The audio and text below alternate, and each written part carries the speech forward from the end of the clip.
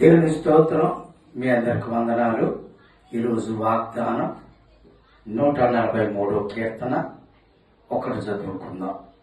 యెహోవా నా ప్రార్థన ఆలకింపుము, నా విన్నపములు చెవియొగ్గుము.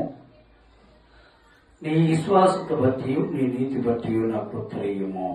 హల్లెలూయా.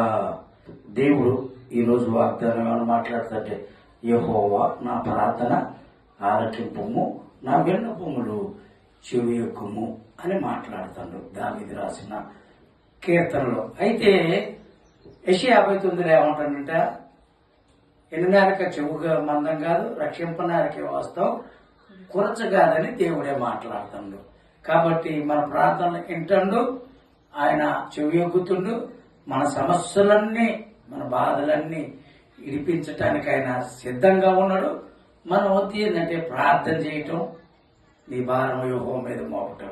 కీర్తన 55:2 మాట్లాడుతుంది. కాబట్టి మరి నీ భారం దేవుడి మీద మోపండి, నీ సమస్యల నుంచి రిలీజ్ కండి. దేవుడు మిమ్మల్ని దీవించును గాక. Praise Lord. స్తోత్రం నాయన. ఈ వీడియో చూస్తున్న ప్రతి బిడ్డల్ని దీవించండి, ఆస్వాదించండి. నీ రెక్కల చాటు భద్రపరిచి నీ దీవెంత నింపమని యేసు నామములో ప్రార్థిస్తున్నాము తండ్రి. Praise Lord. దేవుడు మిమ్మల్ని దీవించును గాక.